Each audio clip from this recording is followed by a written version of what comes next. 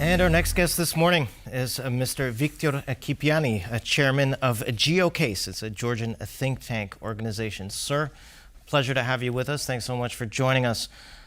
All right, Good morning. Thank you. So the president's veto was overturned yesterday, I think early morning, Tuesday, and a plenary session was held, and the vote to pass it with 84 votes for, mainly from the governing Georgian Dream Party, versus 4 votes against, with the opposition abstaining. That's my first question. The opposition is the one that was demonstrating out in the streets, yet they abstained from the vote. What happened here? Yes, they have abstained from the vote, even if they were to participate in the voting. It was quite clear that the veto would be overcome. And it came as no surprise. Georgian Dream has enough seats in the parliament to challenge any type of presidential veto. The next question now, what follows as a consequence of that decision of enacting the law on the foreign influence transparency? We're already witnessing a very severe backlash by different European partners and the United States of America. Unfortunately, sadly, we have to expect some repercussions, but it's also the question to the broader Georgian society, how the Georgian society would challenge that decision, which runs contrary to the broad public sentiments.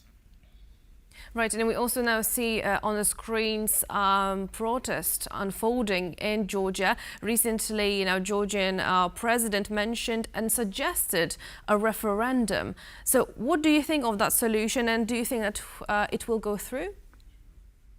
Frankly speaking, to me, it was not clear enough. Yesterday's statement by the president of Georgia still requires some clarification. What could be a precise wording for the referendum? We all are aware that we have a clear and explicit proviso in the Georgian constitution, which state that Georgia's state borders have to use their best efforts to move the country toward the European and Euro-Atlantic integration. So if the referendum would be about the same topic, I would be, frankly speaking, arguing about revisiting that issue again, because it's, as I've said, clearly set forth in the Constitution.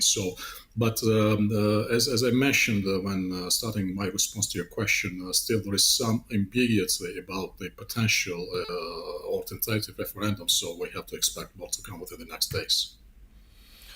All right. Well, another kind of referendum could be the elections that are coming up. What chances does Georgian Dream have of winning the next election? And if they don't win the next election, how difficult would it be to repeal this foreign agents bill?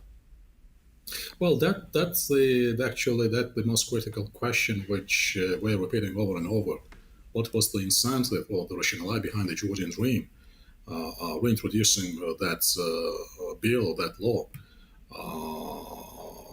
At the background of continued statements by Georgian Dream that this is the longest period of stability in the country, which is frankly speaking true, but still, by reintroducing that bill, they have triggered the instability domestically, and they have triggered quite severe frictions with the international partners.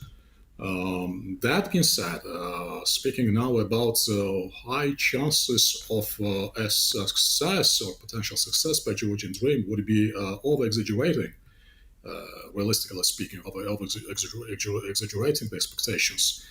But another side of the coin, which is even more challenging, is getting to those elections, because the situation on the ground at this moment is so tense, and the protests are to increase and become more robust and more vigorous.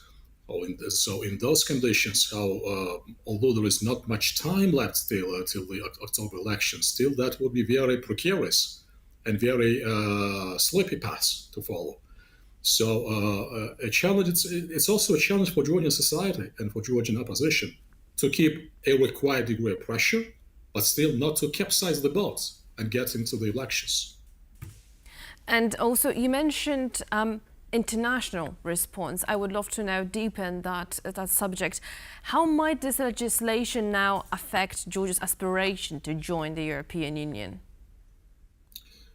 Immediate statements which we've had by the various stakeholders on the EU side that the practically speaking, no chances to open EU membership accession talks by end of this year.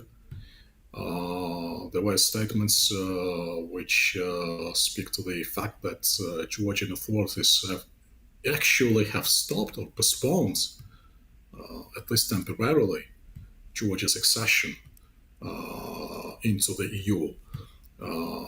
So what we are to expect, as I already mentioned, some repercussions. There could be visa restrictions, primarily by the United States. We have to see what repercussions or what consequences could follow by the European Union.